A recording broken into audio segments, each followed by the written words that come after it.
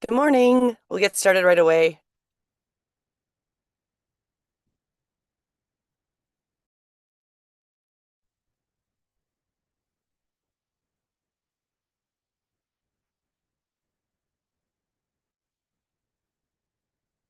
Then I got barking dog. Yep. Hello.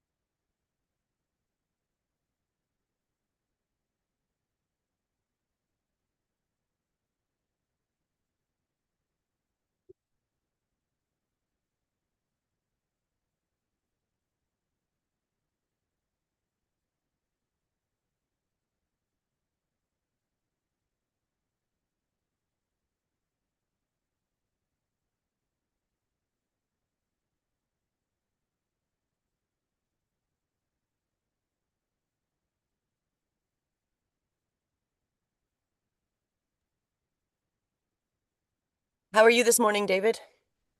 Feeling pretty good. How about you guys? Well, good. It's really nice out this morning, so that's nice. It's quite warm here. How about you? Not sure what temperature is outside. It looks like it just rained outside. Let's see. It's gonna be nice. 65. Let's see here. I know I looked at the weather map last night before I went to bed and looked like the rain was gonna be here around seven, before 7 o'clock. It um looks like it's done here. So it should be a nice day. But you need the rain. That is super important for anything to grow. So Oh, can't complain about the rain, except for when it's like I think everybody wants some heat, and that's been really cold in Canada for this spring so far. it's here too. It's hit 70 a couple times, but not really that much either. Yeah, it's not a really warm spring, is it? Uh-uh. Mainly in the 60s and even 50s around here, which is Yeah. kind of kind of weird. But I know a long time ago, I was a lot younger. We had snow in June 6th. Well, we're used to like last year when I was in Alberta, was not last year, the year before when I was in Alberta, we didn't even plant until probably the 4th or 5th of June because it was so cold overnight. Because it was, and so, you can't do when you don't plant until June, you've got to have like shorter crops. So you've got to have like those crops that don't take as long to harvest or to get to full fruition. But we will, and I do remember it was 2000 and the summer of 2004, I believe, and it snowed in Calgary in July because I remember it was so cold and rainy that entire summer, and one day it literally had little flurries because it was so cold that summer. And I'm Oh, like, are we gonna have one of those again? yeah. We're due. It's been like 20 years, so I guess it's time, right? Oh, yeah. Come on, who doesn't love snow in July, right? Yeah. I know, Yes. because Got something to talk about. I'm gonna say I don't think anybody enjoys snow in July. Especially since we do get, well, the more north you get, the more months of winter you get, right? Yeah. And depending on where you live in Canada, it is anywhere from 6 to like 8 months of winter. It really is. And that's a long time of just snow and cold, or even if there's no snow, cold, right? Just not nice. You can't grow things. It's windy, it's cold.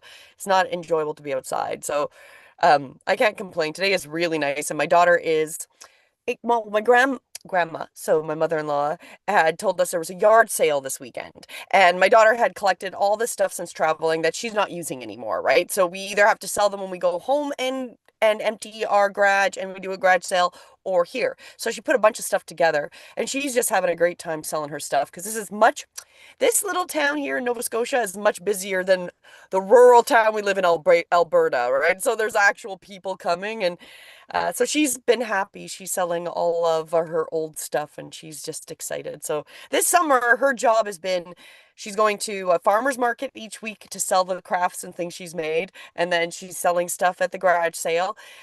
That's how my daughter has a job this summer. That's great. Yeah. That's really great that teaches her how to do it and also gives her some extra spending money to do what she wants to do.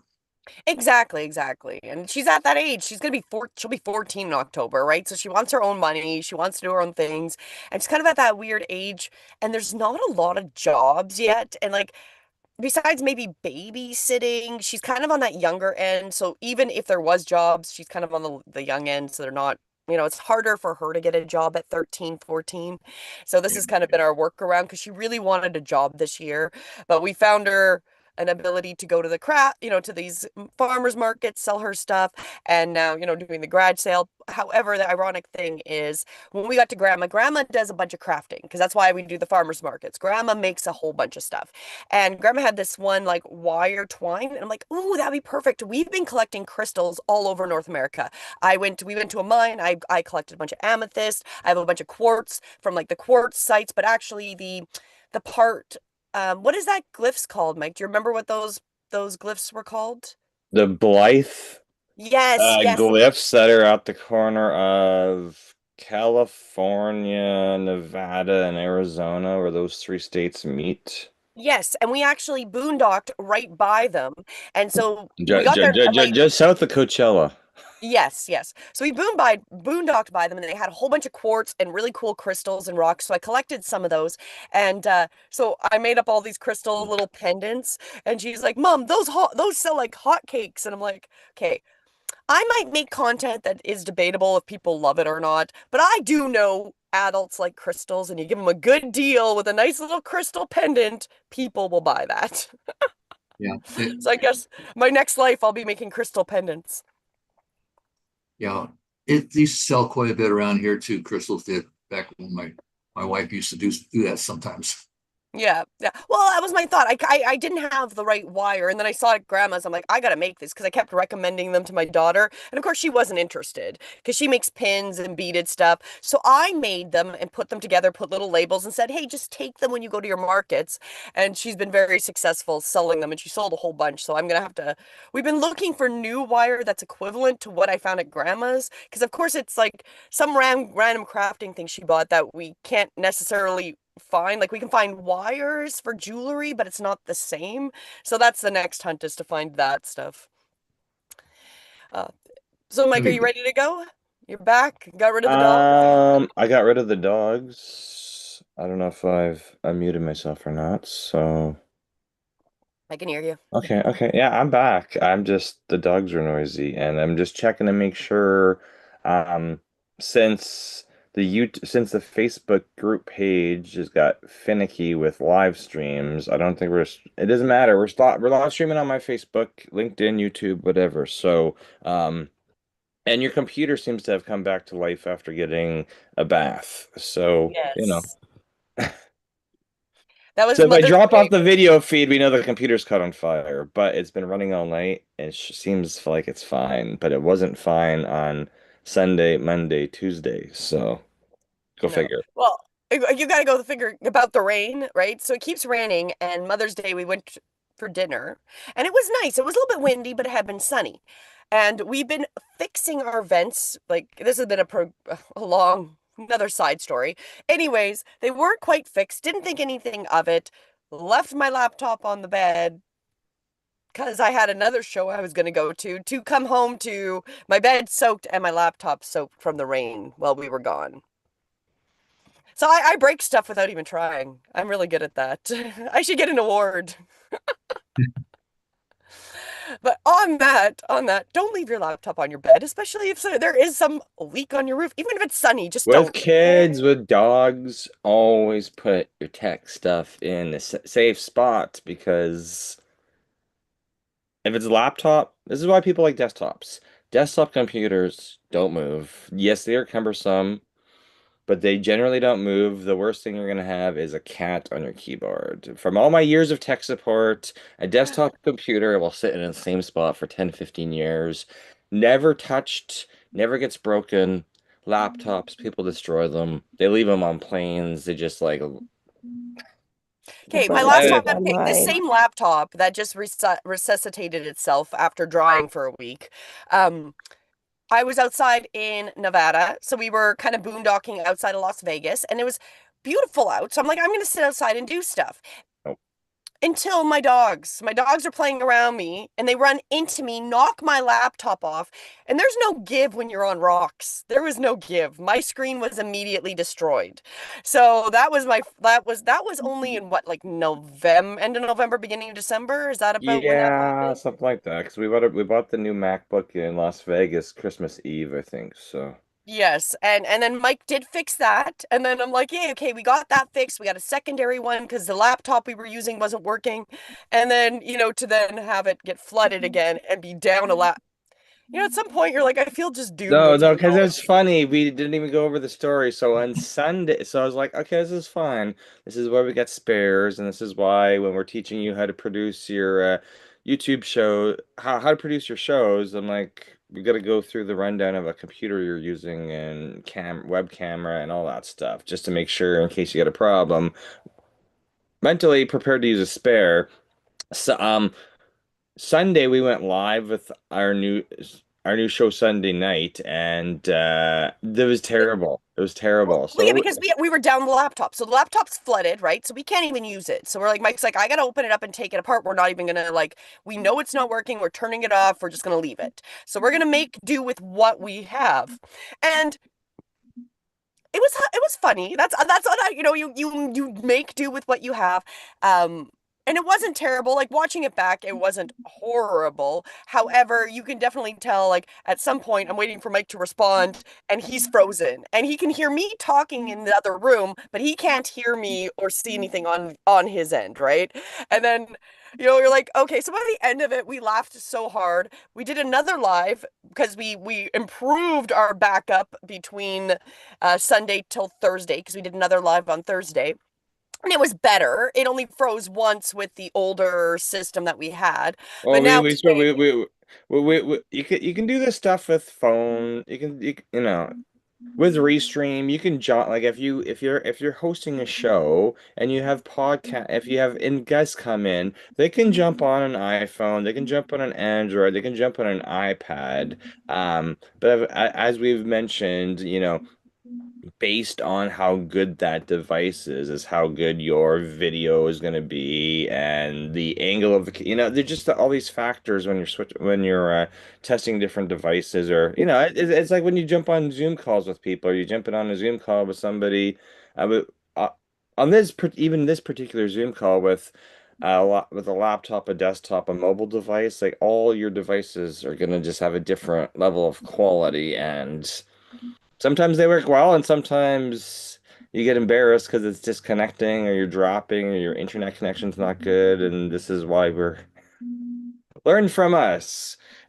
Always have however, backup on the plan. positive, I had to rebuild the entire live for Sunday night because everything that I had prepared for our two truths and a lie, so this the actual script with the stories as well as all of the images, I had less than an hour and a half to rebuild to get it up to get on time. So what we did, which is really great with the software we've been promoting or recommending people to use, doesn't really matter what you use, but with Restream you can set up a time. So I just went in there and I gave us like an extra 10 minutes and we somehow by magic using where I had like, because I create a lot of my images using AI and I will have AI assist me with making some of the stuff. So I was able to kind of piece back what I had on a different system to still do it, which actually amazes me that I was still able to put it together, that I didn't have access to anything I had prepared.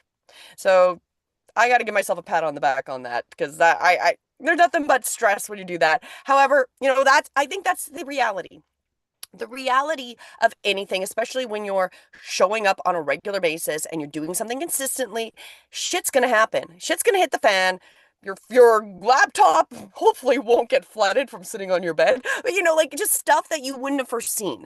And you can either just decide not to show up, or you show up and you do the best you can to be consistent.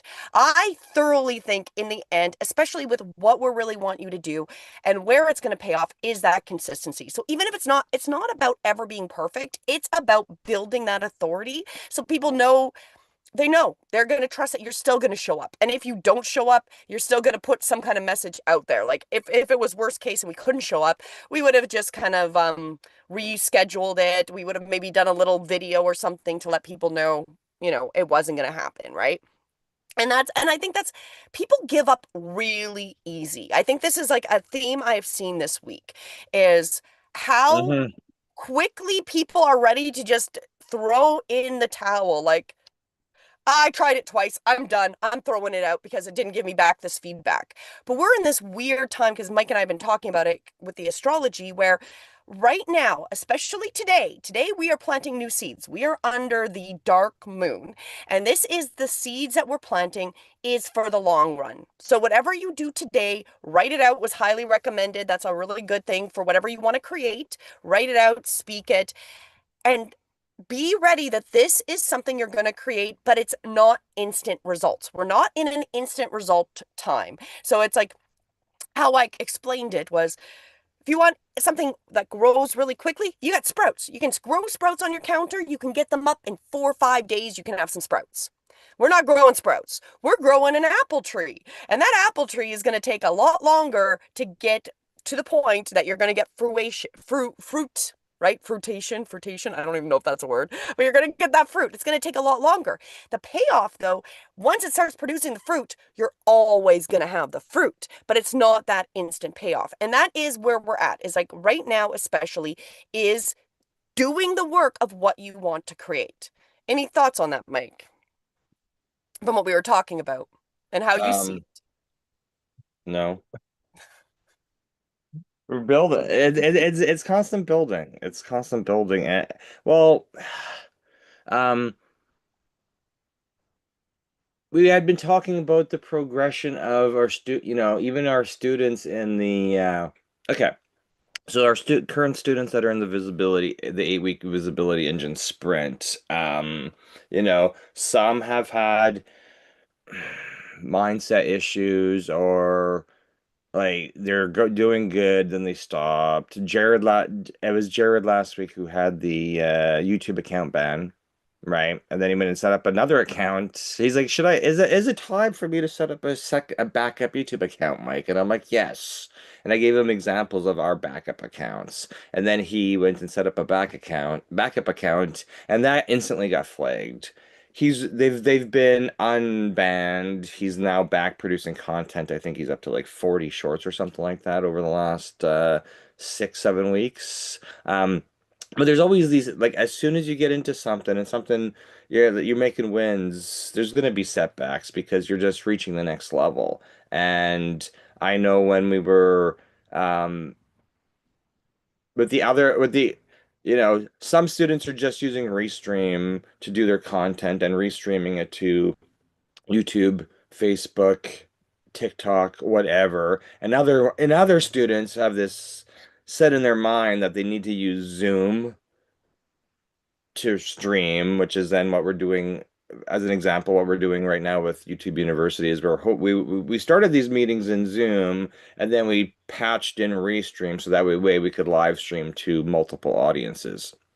And Zoom adds just another level of complicate. It's not really that complicated, but people in their mind, they think it's complicated, and it's not really, as long as you're following step by step. Turn on Zoom, connect it to Restream, make sure your video is streaming to other places. I will say Um, that I think it's more complicated because I have to use a different box and then I get well, confused. it So only gets I'm confused. the guilty one there. It really comes down to you as a computer user, and if you're prepared.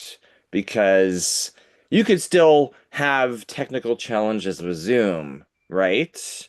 So if Zoom is acting flaky, like what we're teaching in YouTube University is make it simple, use Restream. Restream never has to be updated because it's cloud-based. It's in the browser, and it all the controls are in the browser. Where Zoom, we've all been using Zoom for 5, 6 years, and if Zoom is not up to date, it's gonna cause you a bad time.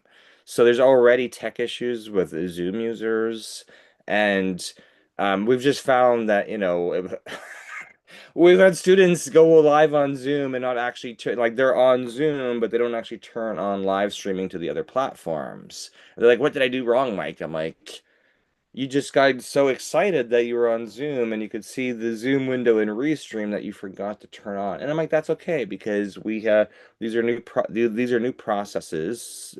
We're giving you new tools in order to get yourself on TV screens all over the world. So we're connecting you to YouTube and your Facebook and your Facebook group and your TikTok and your Rumble and Substack and all these other platforms. But that just means that there's a couple more buttons to make sure you've got turned on when you go live, right? It's not just opening up the Zoom. There's been a bunch of learning curves, but there was failures when we were first setting it up because they were super confident and then they lost their confidence when they realized they were on Zoom hosting a meeting and not actually following through with the rest of the steps. But that's why I'm like, this is why it takes um, a couple times of going live to get comfortable with the setup.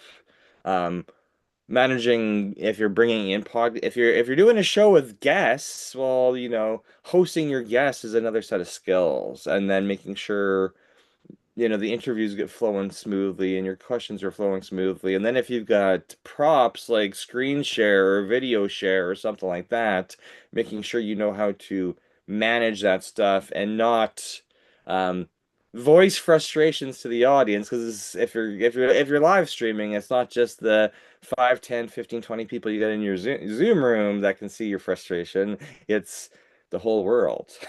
So, but if you're confident and you're smiling while you're doing it, it doesn't, you're just like you're gonna fit, you're gonna get it smoothed out, and we can only smooth it out and get you amazing once you start. And if you never start, well, we're never gonna get you there. So I'm it's gonna say I'm gonna push back on that. You know what? Some people want to see the frustrations because they want to know that you are real and you're not I'm not, I'm AI. not, I'm not saying And they I'm gonna don't. I'm say just that's like the you commercial I you saw. you as the host, if you're not okay with people seeing you fail, I got no problem. This is why we've been doing YouTube University for a year. I'm like, this is how we're gonna help. Me and you, we've built our YouTube channels. We have our own frustrations behind the scenes with our YouTube channels all the time, and that's why we are documenting this process, documenting our week to week frustration. No matter what happens to us or our technology, it's Saturday.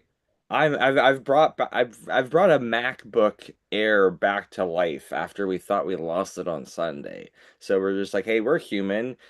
We've done stupid stuff with our computers. We've broken them. We've let them get flooded.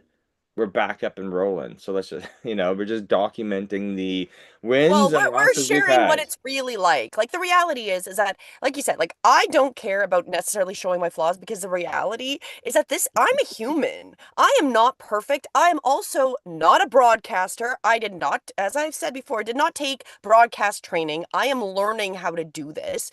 I am showing you what it's like. And I think just my personal opinion that there is going to be more and more we want that connection to see real humans because okay, as an example, I turn on my YouTube this morning just before I'm getting my booty out of bed, right? And there's a commercial that we're listening to, which is about this adapter for a hose. So it supposedly is going to replace you getting your, like a pressure washer, right? So it's talking about all the problems with the pressure washer. And I'm watching it, and it's very convincing, except I realized at some point that I'm very sure this is an AI person, right? So I'm watching it, kind of following it, and I'm like, wait, this guy's an AI. And then I skip it. And Mike's like, I was enjoying listening to that commercial, right? And I was like, well, I was good till I realized it was AI because like it just looked so human, and then it was just like the one thing that was off, and then I'm like, nah, I don't even believe your product's working that well if you don't have a real human selling your product. Like this is where we're sitting, is that I'm very skeptic as soon as I know it's AI. Like I'm gonna be very skeptic. I want to see real people. I want to see real people doing real things. And I do believe that there's going to be this pushback, that we do want that connection back to humanity, right? Because we've been, if we think about since 2020, there's been a huge disconnect about us not being like really connected to each other, if that makes sense. I don't know. What do you think, Mike? Do you agree? Disagree with that? What do you Why think? is the image only half showing? Because I moved my image down so I could That's see the other yeah, I part. could only see ask us, so Oh my God, that is annoying. That is annoying. That is a problem with hey, Zoom, that's I'm fine. gonna say. I just noticed it, so I can't see the other screens because if I move this down, you can't see my screen. that's okay. I'm just this No, is it's just not okay. That's annoying. So there you go. There's another learning of that being annoying. And so that is one thing we are changing because we are on week 51 and we are going to be going into a year in the next couple of weeks. And one of the changes is going to be using the Zoom. That is going to be one of the things that we are going to change, which we'll talk about. And I think this is a good reason why, because it's not the best platform for doing this, in my personal opinion. But yes, now you can see the whole image, Mike. yes. Yes, I can. On that. I don't think has anybody put anything I don't think anybody's put anything in the comments as far. Is that correct? No. Mm, Lucretia said a bird pooped on her MacBook Air while working on the patio. I have a yeah. You know what? Oh. I get so many calls. It's usually I haven't heard the bird poop one. It's always ladies spilling wine on their MacBooks. I've had so many calls. It's not Mac users rarely call. It might they may call when their computer's 10 years old. Because I advertise across Canada, advertise across America for Mac support. It's always ladies spilling wine on their MacBooks, and Water is it was just substantially better than wine because wine is sticky. yeah, Wine, no, you exactly. can't really You recover can't, from that. when wine dries on a motherboard, you can't really get it off. So, bird poop, I haven't heard that one, so that gives me a chuckle on a Saturday morning. Not that it's funny, it's just like I've never heard that one before. But oh, I've driven around with maybe did I drive around with a computer on the truck once before and it Yes, you did. Yes, you did. Yes, you did. I was leaving for the cottage like the next day, so I like literally ran up to like Best Buy and they're like, "Oh, we have to keep your laptop for 2 weeks." And I was like, "No, no, no, I'm at Costco, like I'm at the cottage for 2 weeks." So I ran over to Costco and I bought a MacBook like same day, not even yeah. like blinking Yeah, because I was like, I I've had can't other be. people do that. I'm just like, it's unfortunately How yeah. does it even happen? You know what? That is as random as like me. Like you're just like, how does this happen? I'm sitting and the bird literally has to, out of anywhere this bird can shit, it's gonna be on my laptop. I Like, know I have a sunshade now that I put it under. It's like for the beach. It's like a pillow thing that you're supposed to lay in it, and I bought it for my laptop because I'm like terrified. So now if I'm outside, it goes over top, and that way. Yeah, no, I think Yeah. my number one rule is always like, because this is not the first time we've had water spills on MacBooks. Like, is not the first time. It's not the first time my wife has destroyed MacBooks. Um, thank you, thank we've you, gone thank through you. one, two, three, four. I think we're on like number 8 or number 9 since starting businesses in 2005. So 8 or Which is 9 actually MacBooks in not that 20 years. bad. That's like So. 21 years, Mike. 21 years we've only gone through. We're averaging like maybe 4 years per But Mac. you know what? Some survive 10 years and then they were sold. So it's just, it's the tools that we need to use in order to get our jobs done. So everybody's gonna have a funny story about a laptop being destroyed or water or birds or me. I drove probably like two, I think I drove 2 or 3. I don't think it was a MacBook. I think it was my Windows It was laptop. your Windows. It was your I drove Windows. two Yeah. hours down gravel roads in Alberta with my MacBook on my tonneau cover on the back of my truck, and it stayed in place. which I thought was incredible. And then I'm just like, do I tell this story to anybody? Because they're gonna think I'm reckless, and I'm not. Maybe reckless with my own stuff, but not reckless with anybody else's stuff.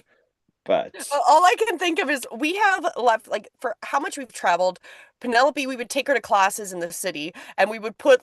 There was many times, you put your breakfast on top of the vehicle, and then get in the vehicle and drive away with your vehicle, and then realize that the food got left. So we've lost many things on top of a vehicle to realize where's my coffee or where's and that's my and that's why whatever. and that's why I do not like commuting an hour into the city anymore because I was like, how much, I'm just in a rush to get into the like 2, 3, 4 hours of travel per day. I'm like, this is mentally starting to wear me down.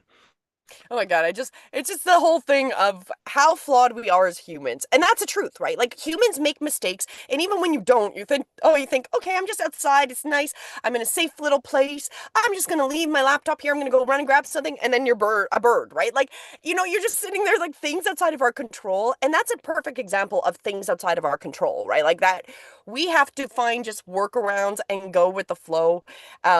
As much as possible, because we can get super upset about these things, which I will be the first to admit that I've wasted time being super upset about things that I can't control, right? That I'm just Well, and frustrated even like with. you're bringing that up. Like, what are recent things you've had with this is YouTube University? Bring up the stuff you've recently had with you won your appeals. But you keep Well, getting flagged. You keep getting flagged for content that you took that you paid for from what was Canva. yes, yeah. So okay, so I've made this guided meditation. It's an I am meditation. So it's all a guided meditation. It's 10 minutes long. I created it about 2 years ago, almost exactly 2 years ago. And I used Canva. There's no music. I voiced it over, and all I did was use like just different parts of Canva where you can just like 10-second clips of like nature scenes. So I just put like different nature scenes and different backgrounds and ran it through. So it was up. So this has now been 2 years. So it was up, and maybe 6 months into it being up, I got a copyright like note on this. So I fought it back then, and I was like, I made this with Canva. I have the rights to use this from Canva. There's no music. And so I do know I went through this process. I got it. It was remonetized. It's been there. Well, recently, because we've been talking about, and Mike and I have been working on the different astrology stuff, one of the things that came up was this I am meditation was very appropriate for what we were talking about a couple weeks ago. I'm like, oh, I have that video. You bring it up, but I'm like, what I should do is actually download YouTube and re-put it up as a new video. So it's like a new video. It's going to hit YouTube as a new video, even though I have it, but I'm going to give it a new screenshot, a new name, and I'm going to repost it out. I don't know if it just told me my internet was unstable. Okay. So I just thought I'm going to Because you're re-put it talking out. too fast. I know, me and my talking too fast. I get excited in life. So anyway, so I download it because once you have them on your back end, you can easily download your own videos, save them on your computer, and then just re-upload them as a brand new file. So I did this with this meditation because it was very appropriate to what we've been talking about, and I wanted to put it live again and just as a new one. Go to upload it it wasn't even finished processing, and I got a copyright infringement on it. And it was the same company. And this company that supposedly copyright is some like Krishna something. It's like from India with a bunch of like Indian characters. And I'm like, what are they claiming? Like, I'm not, and it was specifically music. And I'm like, I'm not using music. They can't have the rights to these graphics. These are from freaking Canva.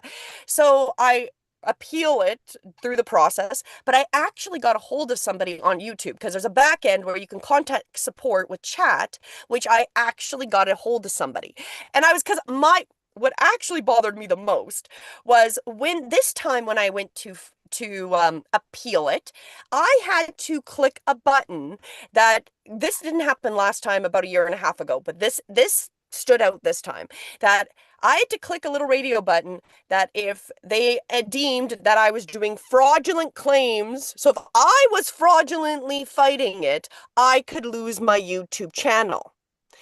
that really bothered me because I'm like, well, what about this company that literally is doing a fraudulent claim against me because I've had the rights, I've already won on this. Do they get punished for the fact that they keep copywriting my product that they should not be able to copyright?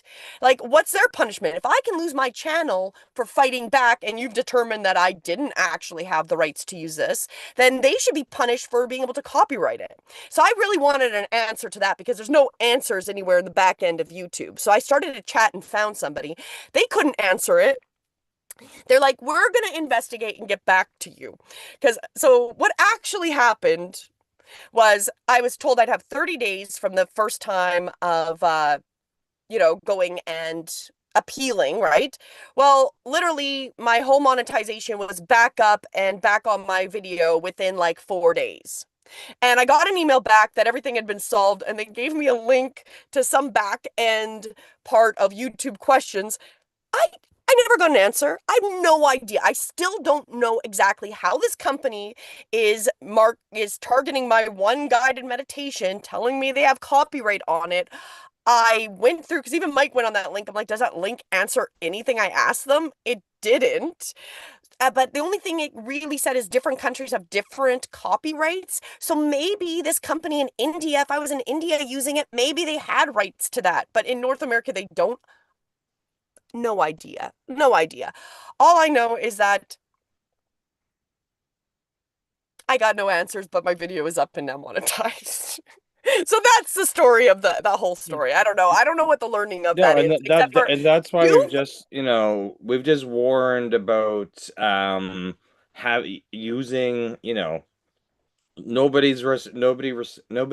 I don't know if anybody's received any copyright notices about using, chat GPT thumbnails or this or this or this, but we have run into it with um fully paid for um images and music from Canva. We've run into Yes. copyright issues with stuff from Storyblocks Yep. because, and I stopped using Storyblocks because I had royalty-free music, videos, and images from that, and everything got flagged, and I'm like, I'm not even gonna pay. I'm like, there's no point. So, Well, because it gets frustrating. So even when you have the rights for it, you can go back. They'll usually give you back your full monetization or full credit or whatever. They always will, especially when you prove it, but you have to continuously prove it. That is why we don't necessarily recommend you use things that you don't have the rights to, because it does get exhausting. Like the fact that this video already went through this crap a year and a half ago, then I'm like, forgot about it, didn't think anything of it. I'm like, oh, I'll just download this and put it as a new video. To then have the exact same being like, oh my God, this is like I'm deja vu. I remember this complaint. And being like, why is this attached to this video?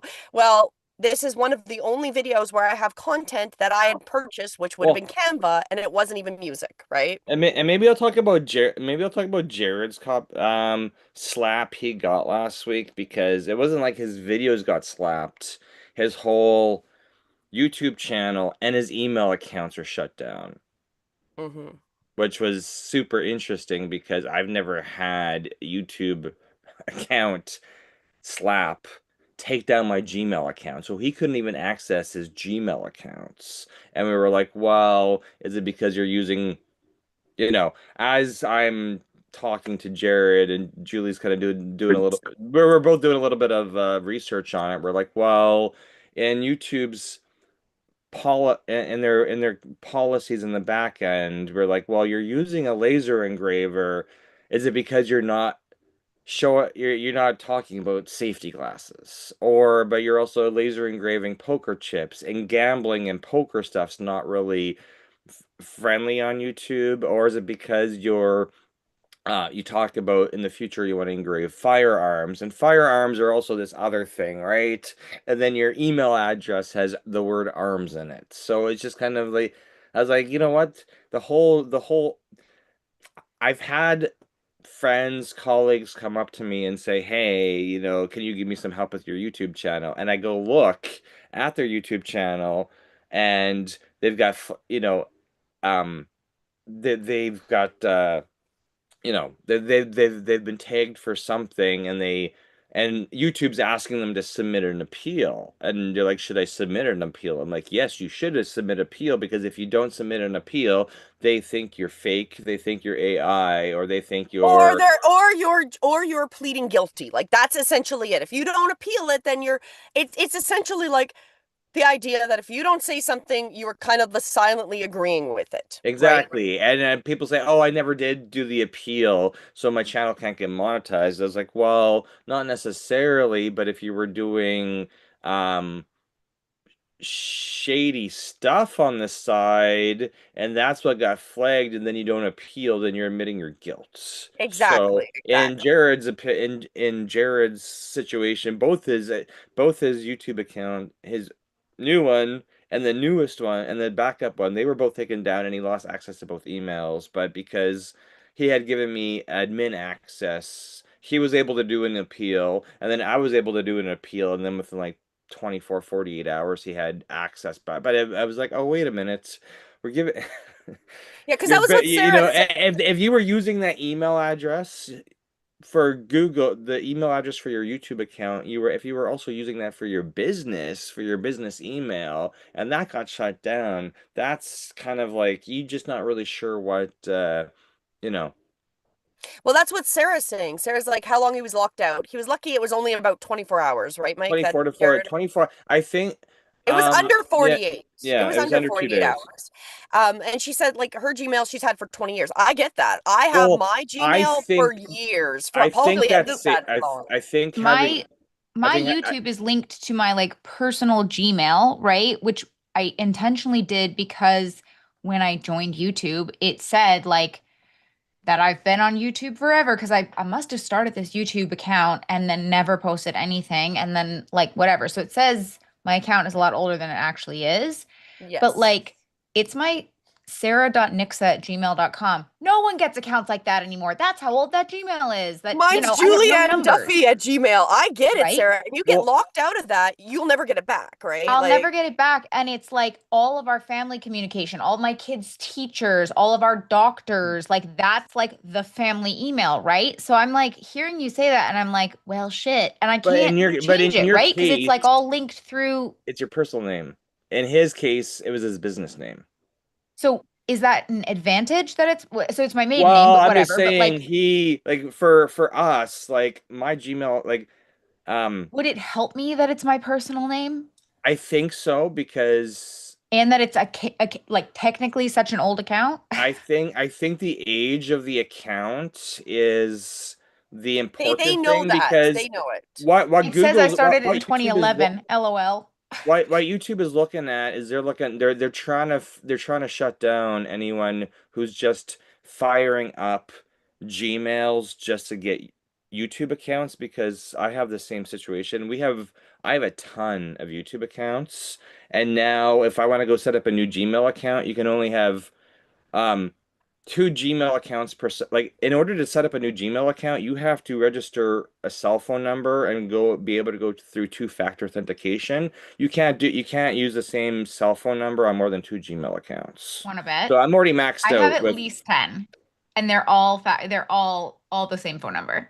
Yeah, well, Yeah, but now they've they're very changed it. stringent. So in Jared's case, he set up a brand new Gmail account for a brand new YouTube, and he's kind of in three danger zones. That the arms is in the email address.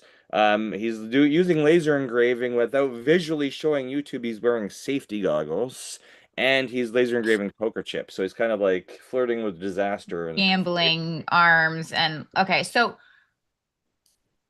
basically, his was like the holy grail of like gotchas and red flags. But like, Exactly, Plus, exactly. he And then started out with a short. newer Gmail. And a Plus, okay, newer so since I Gmail have on an older top. G, I'm just like making again because now I'm panicking that like, because like literally our entire life is tied to my Gmail. agreed. I'm not as much in the red zone, even though I do, I occasionally post. And I had a question for you. Can I ask it, or am I like Yeah. squirreling too hard? No, go ahead, ask it. So when I post 100% AI generated content, I've been posting it unlisted. Does it matter? As long as I toggle the thing on, Because like so lately I've been doing a lot of Notebook LM content. Notebook LM has a feature called cinematic video, and I've been doing it because I've been embedding them in my Substack articles because I'm using it as an example and I want to show them what the potential is. So I've been popping it into my YouTube and leaving it unlisted. But does it matter? Should I just publish it and just as long as I'm declaring that it's 100% that it's AI generated, do they care? Well, I've heard differenting, kind of different opinions and different things I've seen. So I've seen people where I'm pretty sure the majority get in trouble because they're not disclosing it's AI. So that is Okay. one big thing. And I've ever since they implemented that, which was about 2 years ago, maybe 3 years ago, I remember when that came up because I was making videos all the time. And then Yeah.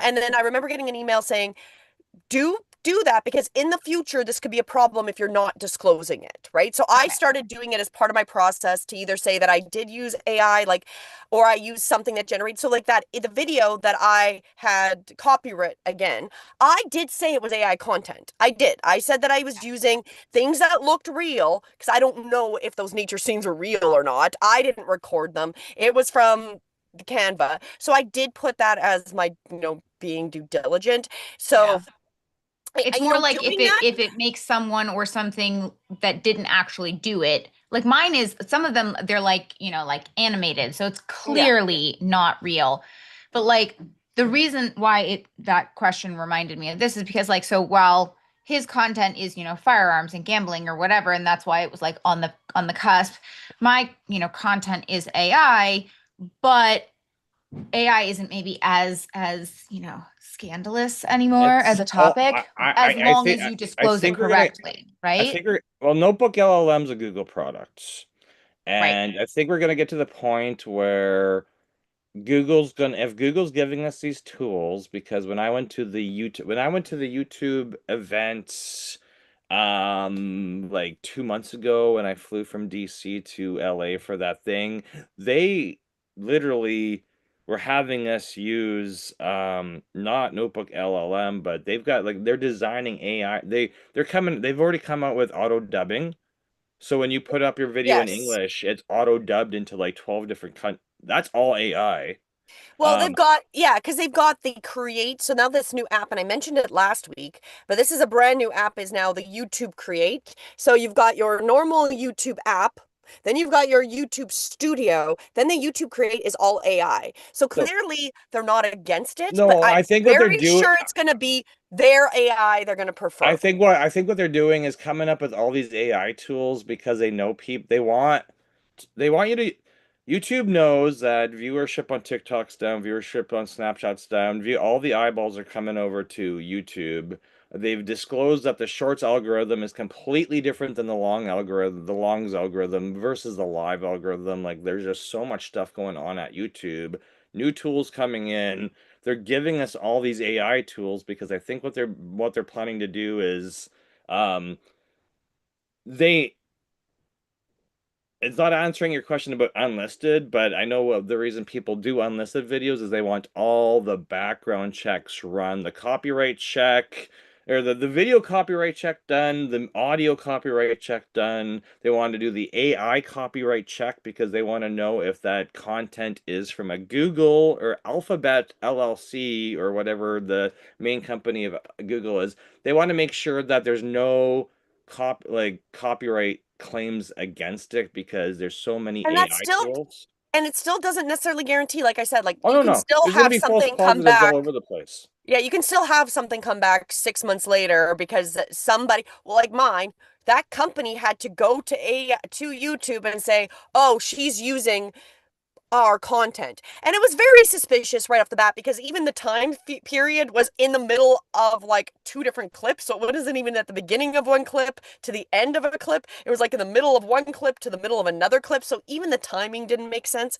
But you never know, and the more you put out there like we're talking about, you never know what's going to happen. The more you become visible, you never know what might come out of the woodwork. So we just go So through and work through it. Like with Jared, he got his email back. We worked through the process. With mine, we got that back to being monetized, the copyright. It was actually in escrow. That was after I put I went and fought the complaint. I was in escrow. I was in escrow. I've never been in escrow, but in YouTube I was in escrow. And now it's all monetized, right? So a lot of these things, especially since things are changing so much, which is what we're going to talk about, we just have to go with the flow and do our best to make sure you've got multiple levels of that. You've got somebody else, whether it's another account you own or another family member or friend that you work with that has access to your account as well, just in case something happens and you get locked out like Jared, right? So Mike could go in and also do a formal complaint, right? We just want to put all those things in place and help you. So if you do have problems, we can deal with them as quickly as possible. Because that's the whole thing. We can't guarantee you're never going to have a problem and something can't, you never know when something's going to be marked, triggered, or flagged. Because you might be doing the same process and suddenly something's flagged and you're like, this makes no sense. We've seen that. We've seen that quite often. It's about making sure that it doesn't stop us from going forward, that we've got a plan and we're like, okay, this is our little hurdle today. How quickly can we get over this hurdle and continue going forward? That's really the goal, right, Mike? yeah, and that's the whole point of like what we're teaching in the visibility engine in our paid course is that we want you to make your content, upload it, and schedule it for a release because if it's set for scheduled for release in the future, you can do work in batches. You can do a live and then chop your live into a bunch of shorts, schedule the shorts out for future because if there's going to be anything flagged in that content, it's going to be flagged ahead of time, and you'll be like, "Oh, hey, I've got this video scheduled." It can still get flagged after the fact, but if we're like uploading videos to YouTube and scheduling a drip campaign to say, "Hey, I've got a short per day or a short every 3 days or whatever your schedule is based on your content creation schedule," we'll know ahead of time if well, we may know ahead of time if YouTube's flagging stuff because you've got a Sora video in there or you've got a seed dance video, or you're using some of the, if you're using content from any other source, that's why one of the tricks in the past was upload everything as unlisted and then set it to public. But I'm like, hey, if you actually go one step further and schedule your video your uploads as future scheduled events. That's what we've been teaching our students to do is like, hey, pick a time to go live, or pick a time if you got pre-recorded stuff that you want to stream to YouTube and Facebook and all these places. Use we're using Restream to do it, but you can do it right in YouTube where you upload your video, you pick a time for it to be released to the public, you give it a title, your description, your thumbnail, and then you can promote it that it's going to go live in the future, and that just gets you in the discipline of uploading, scheduling your video, and then because it's scheduled, you've got a URL for it, then you can go and organically promote it on all your other social medias and build up the anticipation and then make your audience aware that your new stuff's dropping at whatever time in the future. And if and when those scheduled events go live, the nice thing about doing scheduled events or lives is that YouTube sends out a drip email to your subscribers that your event is live. Or if you're just doing shorts or uploading something, it's not as, I don't think there's as much You can do premieres. You can. Like there Yes, you is can a do premieres way as well. that you can do premieres. But okay, let's go to this first clip. Let's go into today what we want to talk about because this overlaps with a lot of it.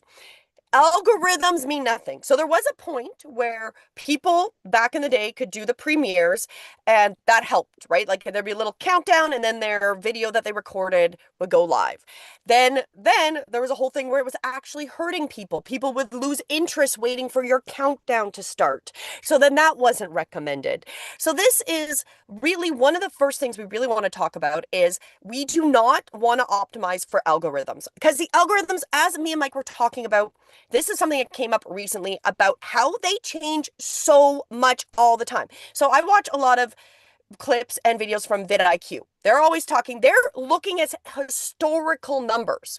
By the time we get to know what historically was the trend a year ago, it's no longer even valid. So like there's actually been conflicting videos I've recently seen. So there's one about long lives were the big thing and that was the big thing. But now that's not really the thing. So even though by the time they reported that was a trend and people were being seen and more people were watching these like excessively long lives, that trend is already gone, right? And so then they're looking at a trend now. So they found that if you just did shorts, it took you so many shorts to get to your 1,000. If you just did longs, it took this many videos to get to your 1,000. If you did shorts and longs, it technically took more to get to that 1,000. So you needed more shorts and longs to get to that 1,000 people. And then you're sitting there going, none of this makes sense because YouTube also wants you to make your shorts from your longs. And then you're like, I can't appease the algorithm gods. And the reality is you start going down this weird hole, but like where you can't win because it's constantly changing. You don't know, like even with myself doing these lives, we started by just doing vertical lives. So just vertical on my phone.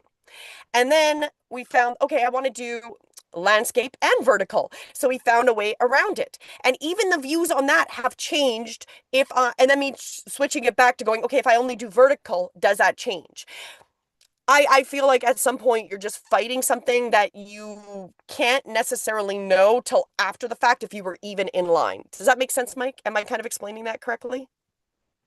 Everything changes all the time. So when somebody says, hey, this is the way to do it, that method's already done. It really is. By the time we learn stuff, it's already past, right?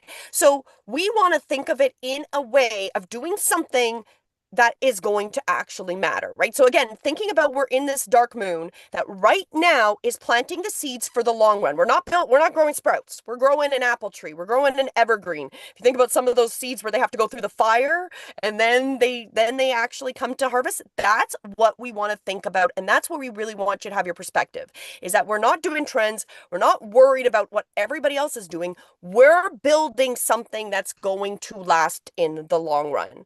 And so let me go here. So I think that's everything on that. Let me jump to my next screen, unless you have anything else on there, Mike, that you wanted to add this with is it. literally why I tell people I'm like, get on as many platforms as possible. Restream is a great tool. It's not the only tool. There's StreamYard, there's a bunch of others, but make sure the content is everywhere. That's why we do YouTube first. Use Restream, and we stream to as many social medias as you can. The free account lets you do 2. We've got an account that lets us do 5, and then if I join in, I can do. You can do really if you and just get as many places as possible.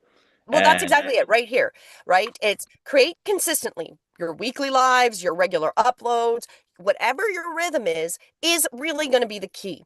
The source is the content is your foundation, right? That's what you're building on.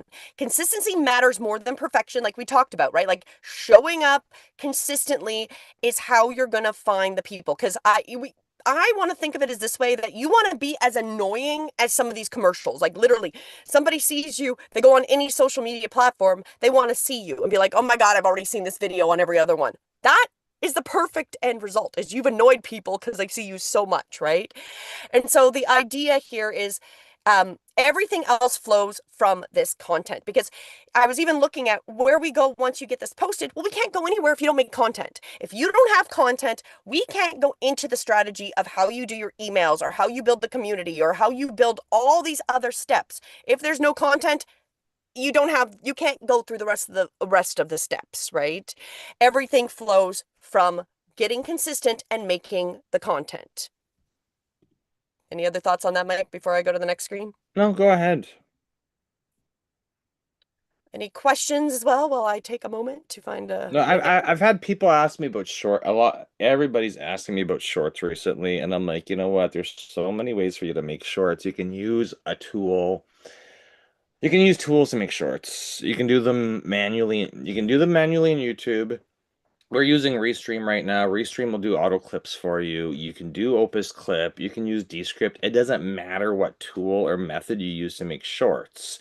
The shorts need to be every platform. And that's why in the visibility engine courses, we teach you to get those shorts uploaded to YouTube, schedule them on a drip campaign.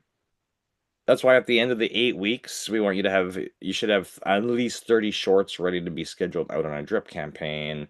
And we use something called repurpose.io. And as soon as repurpose.io sees a new short on YouTube, it's going to send it Is push it. automatically. It's Exactly. going to send it automatically to all your other socials. So realistically, you should be uploading, doing a live on YouTube once a week, cutting that into shorts and having those auto repurposed. Or if you've got pre-scheduled, or if you've And got then making it in those shorts. or if you've got Exactly, or if exactly. you've got any other content, get it uploaded, get it chopped down, redistributed, and just get into the cycle of making content and getting it redistributed everywhere because you really don't know how You don't long your know. sales cycle is, how many times you need to show up in front of somebody for them to know, like, and trust you, and then be ready to have that conversation with you. Yeah, and you also don't know which of the platforms you're going to actually get, the algorithms are going to like you the most and actually help you. And some like shorts more than longs, some like, different platforms. Because once you get the video, like this is also the thing to think about. If you look here, once you've got that, you can make clips, you can take quotes from your things, you can make the shorts, you can make audios, you can make thumbnails, captions. You can do social like postings, which is actually one of the great features if you do post your stuff to Substack. Substack will help you do that. So there's all these things, but you can't do any of this until you make the videos. So once you get the video, you've got all these ways you can take that one video and promote it through pushing that content onto all the different platforms, including YouTube. I think that's all on that. Anything else you want to add to that? It's really your multiplier. You get the video, we then repurpose it. That multiplies your being seen, right? Being seen, just more possibility. And then you can build from there. 100%. And that's what we're stepping our students through is getting the confidence to go live or get the pre-recorded stuff because there's some people out there, authors, um, there's a ton of industries we're talking to, doctors, whatever. They already have content. I'm like, you can always take your old stuff from Instagram, LinkedIn, whatever that you posted years ago and just repurpose it. Because nobody's going to judge you because nobody remembers it. No one's even going to know. And that is exactly it. So if you have all this content you've made before, you don't even have to make new content. You can literally start putting them out as brand new, like you can restream them as their new lives going out and then repurpose them at that point, dividing them up into different things, whether it's a quote, whether it's just the short, whether it's going to be an audio and you want to do a podcast on the end, which we highly recommend you obviously start here and then push it to wherever you find is best for your own, because you might find, oh, there's a lot of people over here. I want to make sure my content gets over there as well. But once it's here on YouTube, as I mentioned earlier, you can then go back and download it off of YouTube. So as long as you don't get banned and locked out of your YouTube account, anything you upload there is literally sitting there forever unless you delete it, which is a good perk because that video that I re-uploaded, I'm sure I have it saved somewhere, but how long would it take me to go find it versus on YouTube? I know where I saved it. I knew which playlist, and then I could just download it and then give it a new title, try a couple different thumbnails, and re-upload it. So I think we have a couple. Yeah, Can you Roxy's upload? asking if we can Yep. upload on Restream. Um, Well, that's what we've done. We've taken videos we've already made and put it on Restream, and Restream will push it like it's alive. So you can definitely do that, right, Mike?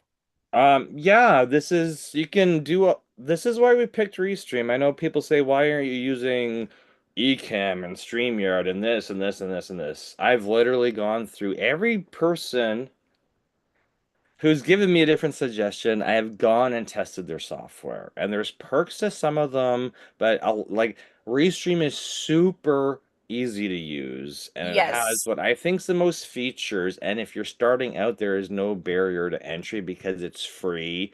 Yes, you're gonna have a watermark, but like any other free software, you're gonna have a watermark. Well, and So of course you what? get limitations So when it's so free. You that's why get we two say just get, accounts. YouTube's free. Most of the social media accounts are free except X. You got to pay for X. If you want to be able to do anything with X, you have to pay for it. So we haven't gone down that yet. But anyway, YouTube's free, Restream is free. Restream with the free account lets you broadcast it to socials. So that's going to be your YouTube or your LinkedIn or your Facebook. So YouTube first, LinkedIn, Facebook, TikTok. You Yeah. can't live stream to Instagram unless you get 1,000 subs. We've had a couple students try it. They get disappointed. I'm like, it's just a goal you got to But meet is to get to the. but we put in the process, right? So even if you can't live stream to it, you get that um the repurpose, so not restream, but repurpose, and repurpose will push your content there. So even if you can't necessarily go live on a certain platform because you don't have enough followers, you can still get it repurposed and pushed to those platforms with fair, like once it's on your YouTube, you have it in a playlist, and then you can literally, without thinking, it'll just get pushed to that platform just a couple hours later, right? And so Roxy had also said, I don't know, Roxy, you It's probably because need you to can't help do it from because it's because you can't do it from mobile. Under 50, no, YouTube only lets you do stuff from their app once you have 50 subs, so you have to do it the old-fashioned way of restream it or on the desktop. desktop. Yes, yes. So these are the things we'll help you get set up with so you know how you can do that. And then I gave up on X and TikTok. Don't worry, I was never really on TikTok. My husband set that up and then just started pushing my stuff, and then randomly I get random followers. I'm totally not even that. And it's fair enough. Like some of these things, well, I even watch people who promote, how to use the algorithms in the content in Instagram or Facebook or whatever. And you can spend all that time learning how to master one of these, or we just start getting the content made, and then you can slowly start to learn if there's one that you really want to learn more in depth and I know also how to learn. I also think it's really some of these social medias is really regional or like industry focused because I know when I talk to doctors, they're like, "Oh, everybody that I know is on Instagram." I'm like, why is Instagram so popular for medical profession? Then it's like, oh, it's because it's the video, like the hook videos, like the Dr. Pimple Popper, or just like it's like such a short form way of telling stories, and they don't It's because want people are stop. nosy and they love the tea. Yeah, Yeah, exactly, exactly, they don't exactly. want they don't want like Instagram doesn't want static images. They want just Yeah. videos, but they have to be of a certain style, and most people aren't that creative. I don't know. My carousels are crushing right now. Like That's that, good. I would say is my content that does best because for me, people want like they want to learn about what I'm sharing, right? So like I Okay. can do like a five or six, anywhere six, five, six, seven, eight slide carousel, and they will save it, save it, save it, save it, save it. And so the saves are telling, save and Okay, shares.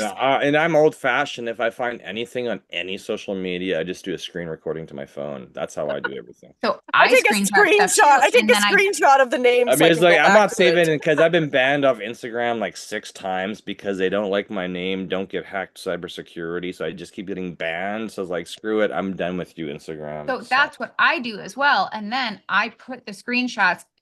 I use ChatGPT for stupid stuff like this, so I don't waste tokens in Claude. I put all the screenshots into ChatGPT and I say transcribe all this because if you say translate, it says into what language. Learn that the hard way.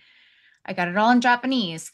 And then I just get all the text and then I take the text and go put it into Claude and then I say, now apply this to my business. So I will do Yeah. that on the spot because otherwise my phone is a graveyard of screenshots. Welcome to having ADHD. I just have screenshots well, of everything that's that I why never everything's uploaded to implement. Google Photos, and I can just go through and I'm like, I okay, do go through my screenshots and delete them because I run out of space on my phone. So I Well, so told that is a yeah, my valid husband and point. I share to Amazon Photos together, and he'll go through our Amazon Photos, and he's like, Sarah, like, there's no photos of our kids anymore. It's just screenshots of stuff for your business. Like, do we need to save these? You're like, But and I'm like, yeah. yes, because the interesting thing is I'll have people come and they're like, hey, how do I get more traction? There are certain people I follow who say, hey, here is how you run ads on Instagram or TikTok or this or this or this to get your stuff in front of it. Like there's a lot of knowledge I don't have, but I like to follow people who have that knowledge to say, I'm like, okay, this makes sense of how certain accounts blew up subscriber base, but I don't really have good content on their channels. That's because they're running ads to certain cities to certain demographics, et cetera, and you're not unless you're like you're not going to find this stuff yourself unless you're doing a lot of trial and error on ads, and people say, Okay. hey, And how I do I want to like go ahead. let's take this. I want to step back because this actually brings up something I watched yesterday. So it was a video of somebody highlighting how creators or influencers were leaving, right? So people are done being influencers, they're done being creators, and they're telling their stories of why. And this is why we don't want you to be a influencer. We don't want you to even think like that, because what ends up happening is often they'll get one popular video. So they get their video that takes off. And then that sets the bar of what they have to create forever at that point. So if it's something randomly that they just thought as a side note, and now they feel locked into making content with that, and then they're always comparing to their other video that did well, and then they get unmotivated because at some point it's really hard if that wasn't their passion, but that was the video that took off, right? So we don't want to think of it as you are an influencer. Like, I think that's actually mentally unhealthy. It's like, Are you I talking? don't. Are you Sorry, talking what were about you gonna say? Mr. Are you talking about Mr. Beast not being able to keep up to the past success he's had?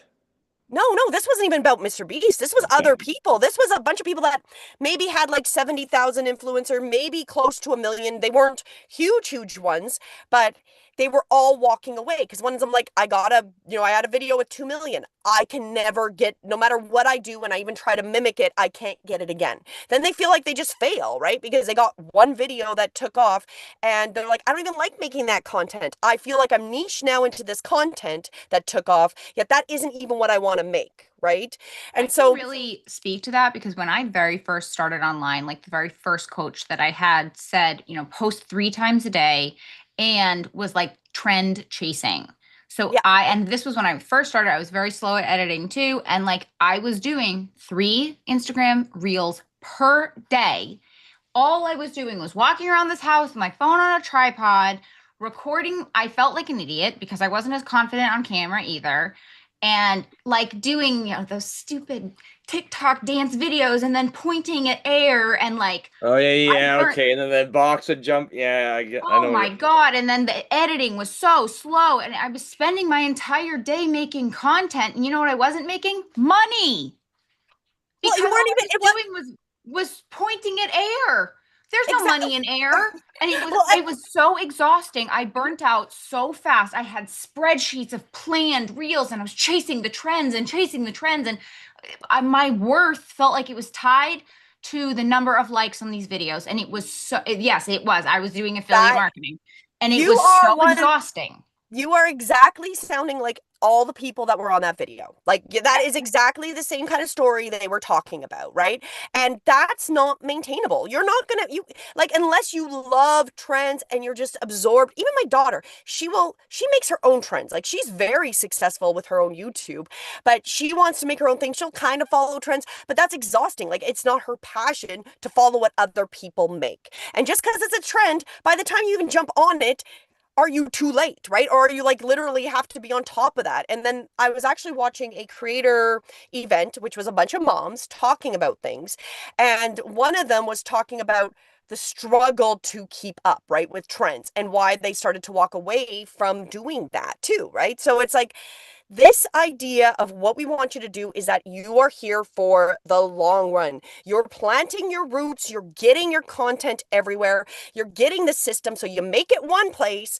And it doesn't mean that once you've made it, that it doesn't take you months to redistribute it. It might. It might be you're making one video and then you're slowly making shorts from that other video from 2 weeks ago, that you're now making some Instagram content or YouTube or whatever, right?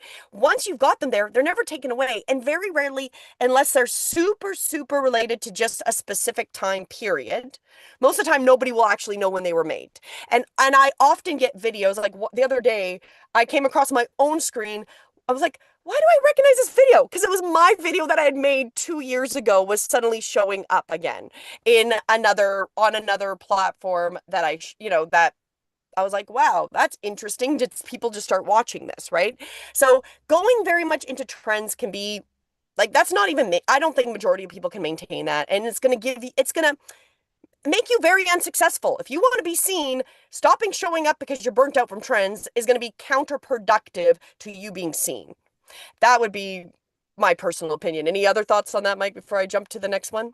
Well, and I think some of the influencers, Roxy had asked about what that meant. I'm like, it's influencers are usually affiliates, or they're pimping somebody else's product. I don't like that because I don't trust I trust myself. I trust people I've met in person, and I do a lot of research before I start promote a lot of a lot of people who are influencers were just really affiliates for multi-level marketing companies, and those companies come and go. So that's why they might be feeling burnt out, is that they're following trends and making content for somebody else's product that they don't really 100% love, but they're making money off pimping those products and sharing the links. And then algorithms change, they're not getting their 2 million views per video, or whatever the case may be. And So can I you speak to know, this with a if price? they don't really love, if they're not building their own business, they're gonna fall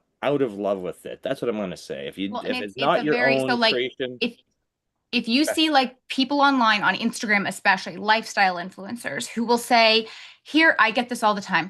I'm approaching 40. Here are the 10 non-sexy things that I can't live without. And it's like literally underwear, a non-underwire bra, face serums, blah, blah, blah. And they say, comment unsexy for the link.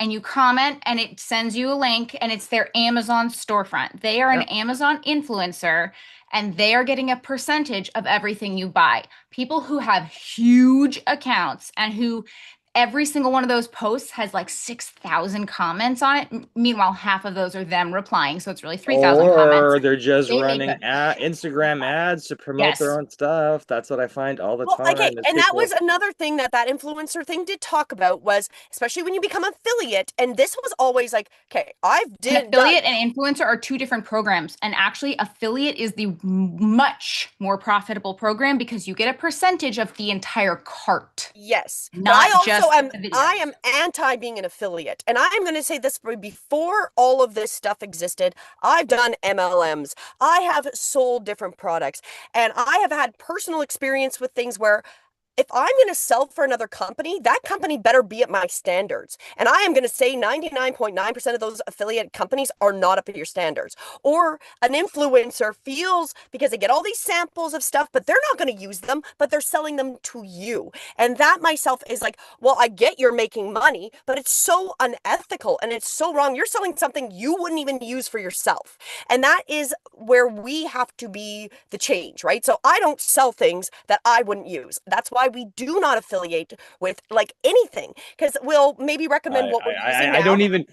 I run a cybersecurity company. I could have my be pushing antivirus products and backups and all this stuff. I have no affiliation with nobody because I don't always like certain products for certain people, for certain person. And at the end of the day, I don't want somebody to come back and say, "Hey, you told me to use this, and I really disliked it." I'm like, "Well, I know you disliked it, but this is the cheaper of the five products, and I knew you weren't going to go with the more expensive stuff." So I'm That's like, different "Here." having a conversation than selling something. Well, I Like know. I I just had like too I'm many very. issues. I had too many issues with even like doTERRA, or no, it wasn't even Young Living, and just suspicious things I saw in the corporation. I'm not putting my name behind that. I'm not going to have people come back and complain about something since I have no control over those corporations. This So is I what highly recommend people do not affiliate and they do not become influencers. Sell what you do and become yourself. Don't use other people's things. Don't sell other people's products. Sell yourself. That is like, then that way you can stand in integrity. But that's just a side note of like what I personally believe. this started out as YouTube University just because Julie and I are part of the YouTube Partner Program at that monetization level on YouTube, where we have to go and upload videos and then turn on monetization, so we get pennies or quarter or nickels or dimes or quarters or dollars for our video. And then we're like, wait a minute. Start with YouTube. It's really a distribution system, right? Because we're starting with one place so that we can distribute our content everywhere. So it's really And that's become and the that's right here, the being omnipresent, right? So they see you on YouTube, they see you on Instagram, they see you on TikTok, LinkedIn, they see you on podcasts, websites, they get your emails. Like that's the point, is that at some point, especially when you're promoting, we're getting them in to start signing up for your free items. So you start to build more into your email list, get a longer list, etc. This all works together. And one of the examples me and Mike like to use of how you want to be online, and this is the goal we want for every student that shows up and for ourselves, is that we're so everywhere that we annoy people. And if you're in the States, you probably know the Morgan and Morgan law firms. Everywhere you go, you're driving down the highway, there's Morgan and Morgan. And then every time I see them, all I can think about are the Muppets and the old Muppets, the old guys that sit in the the balcony, peanut gallery. the peanut gallery, and they're like, Morgan and Morgan. I don't live in the States, but I will always know if I need a lawyer, I will probably call Morgan and Morgan. We want you to be that annoying that it literally just is, oh my God, I see him again. Oh my God, I see her again. Oh my God, she's still here, right? That is how you build the authority, is that they know you still show up because everyone else disappears. Everyone else gives up. Even these influencers give up. The affiliate markers, at some point, they give up. I was bringing this up to Julie because I have friends, you know, I've met so through travel, through Zoom calls, I've met so many people, and most people are like show up as like an influ, they're always on social, and then they disappear for 6 months or a year, and it's like, did they give up? Did they fail? Like obviously there something's going on in their personal life, and they disappear, then they come back, then they disappear, and they come back. I'm like, realistically, all you need to do is schedule that, get that content made, go into YouTube and schedule it out as like drip content. So even if you've got personal stuff that pops up in your life or what medical stuff or whatever, if your stuff is being created and scheduled to be released, then the content machine doesn't have to stop. It doesn't And have that's to how stop, you but show up because you go you ahead. just post everywhere. You're just posting and you're not worrying because you don't. It's what's interesting is the feedback you start getting from people and you're like, I see you all the time, you're showing up everywhere, and you're like, oh, I didn't even know that. Or you start to realize who your hidden audience is, and those are the people that are going to be the ones that are you're going to convert to investing in whatever product or promotion you or whatever you're offering, right? But if you don't show up, they're not even going to know you're offering it. And it's funny because even going down the hole with like AI, it started giving all these things you need to do. I'm like, well, you can't even get to any of these steps if you don't start with step one, which is making the content. And that's our biggest hurdle because again, if you have these expectations, I just want to come back to real expectations. We're not we're not affiliates marketers and we are not going to be influencers. We just take that off of ourselves and we go forward with what we can offer and we're helping other people with. And going from that stance that you just want to be putting out your little message, your little light, your little, your little energy into the internet, into the world so people can find you because they are going to find you, especially when they're ready to look for whatever you're selling. Exactly, exactly. And we're so persistent because if you're on my email list, you get my emails. If you're watching me on Facebook, you watch me on Facebook. If it's YouTube, it's YouTube. If it's LinkedIn, whatever. And it's just like I've met people like 2 years ago who emailed me recently. They're like, "You still doing this YouTube thing?" I'm like, "Of course I'm still doing this YouTube thing." Then they never responded to the email. And then I was like making calls this week at a call in New Jersey.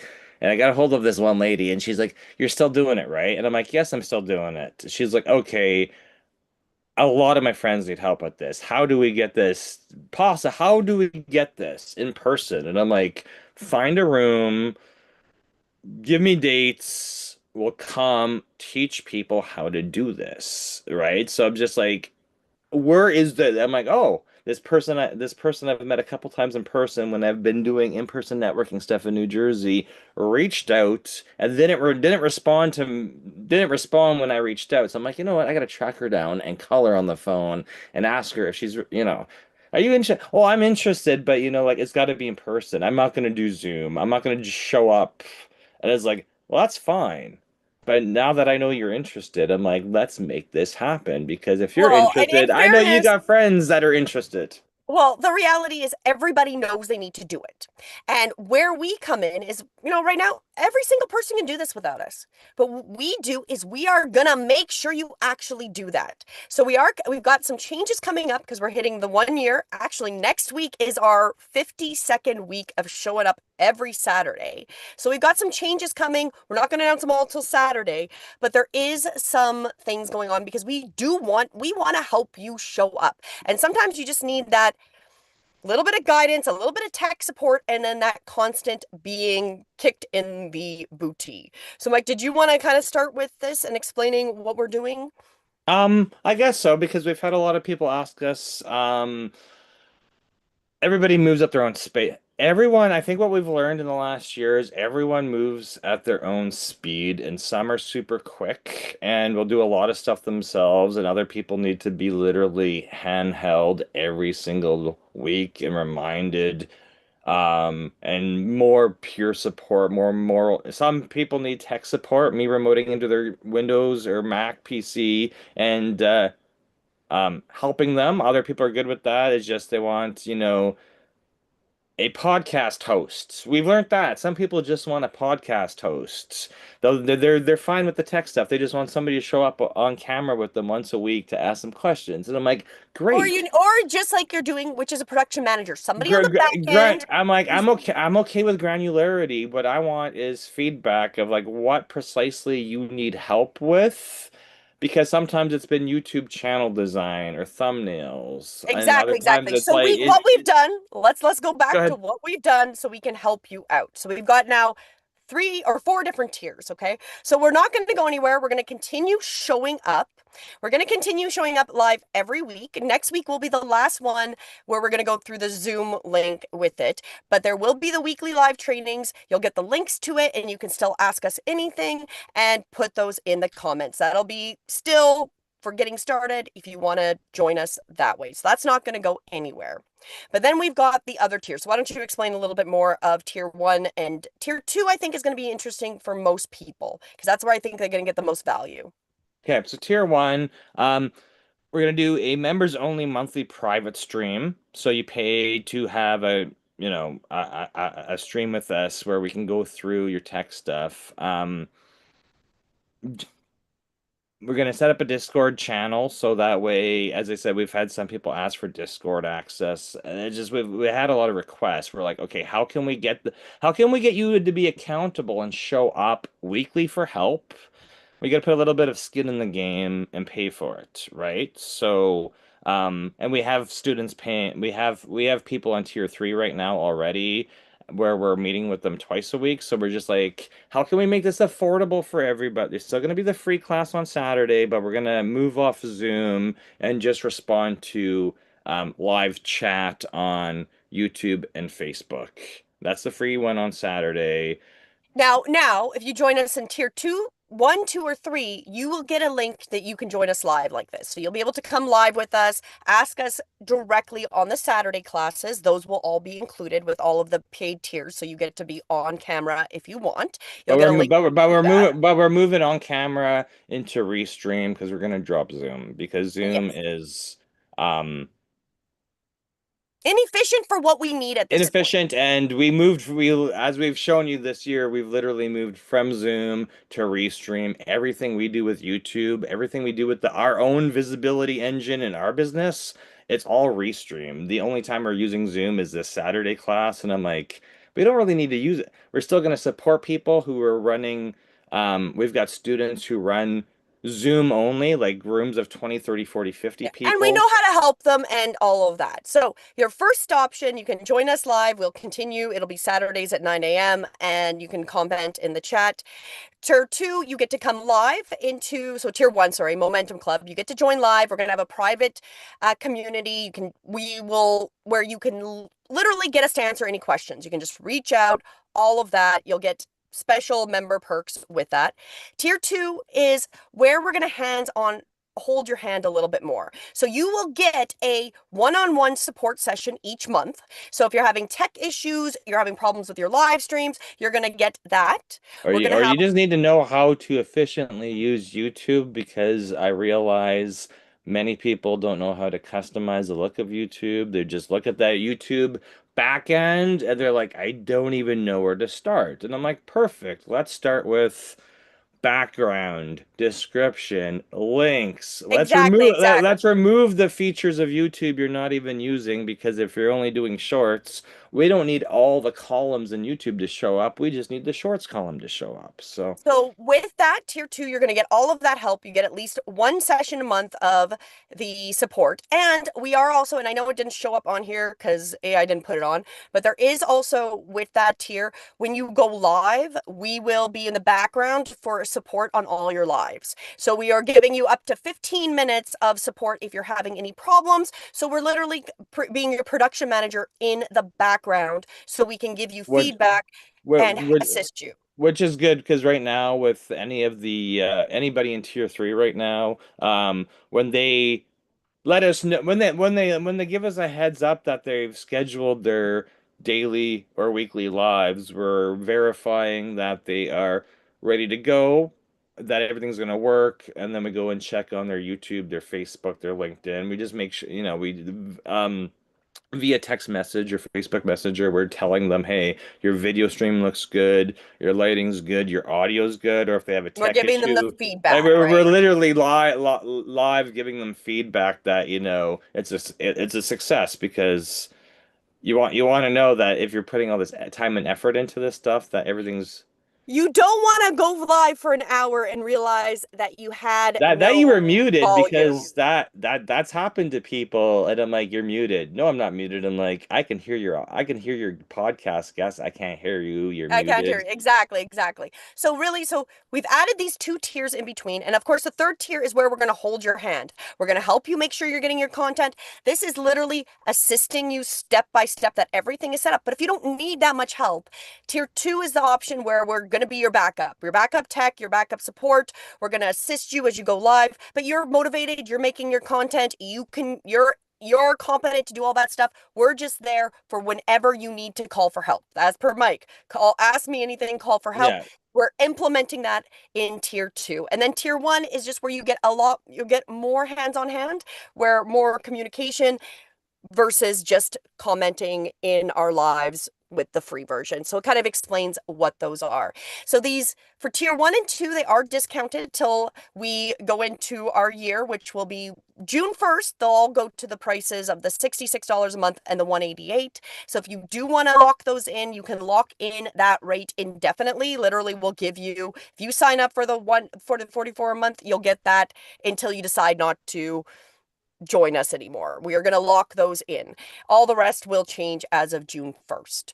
So that's, just to give you those options, and we'll send out information on those to to let you know about them, and we will talk about it more next Saturday as well, because next Saturday is like the official big launch of what we're going to introduce and how we're going to change the YouTube University. So it's kind of like our celebration that we made it a year.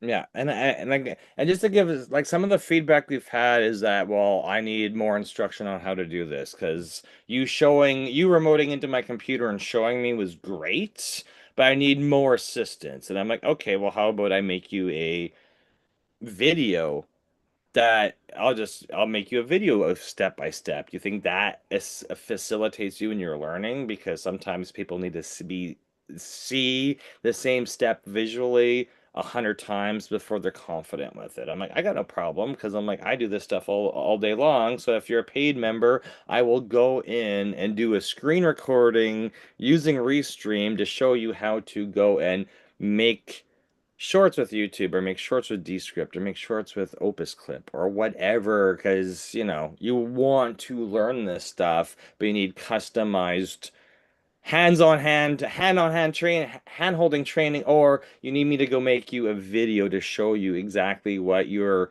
production workflow should be for the type of content that you're uploading to YouTube or whatever. I'm like, we've got a lot of resources and a lot of knowledge to help you out, but I know everybody kind of moves at their own pace, and some people don't want to be on some people don't want to be on camera on Saturdays. They just want the one-on-one support, and I'm like, we're here to help you. We just need to know exactly what you need from us, and then we'll come up with a customized plan for you because Exactly. And that's why we're getting these customized plans is the tier two is really for those that are motivated but just need a little bit of help and a little bit of just like really you think about us as your Mike, let me and finish saying go this. ahead. You think of us as your production manager. You're hiring a production team in the background to assist you with those things that you might come across. Exactly. I want to see every single week. I want to be going to your YouTube channel to say, okay, what is the goal this week? Are we releasing one short, one live? Are we doing five? Are we doing 10? Do you have your stuff pre-scheduled? Because I should be able to go to your YouTube channel and see your scheduled events because what I'm going to do is I'm going to wait for those scheduled events to show up on YouTube, and then I'm going to go to your other social medias and see if the shorts are being resynchronized. Like, I'm like, your content on your YouTube should be showing up in shorts form on your Facebook, on your LinkedIn, on your TikTok, all those places. And if you don't have anybody holding you accountable to do that stuff, I know it's not going to be done. Well, Because my that's wife, I'm Mike, holding my Mike, wife Mike, accountable, and Mike, she's go Mike, ahead. Mike. Which tier are you talking about? Which tier am I talking about? Yes, Oh, because tier any one, tier three is the hand holding. Tier two is we're going to make sure your back end works. Tier one is where you get to ask us all the personal questions. We're going to have the private Discord. So which one are you specifically talking Oh, about? tier three.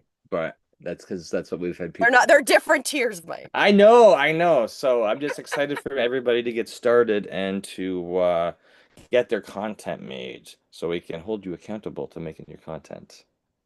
Obviously, Mike wants to do that. So that Oh gives no, you a lot, because that that's gives what you I've been more options, right? that's what I've been doing for the last 6 weeks is like making sure people are building out their channel and their content. So Exactly.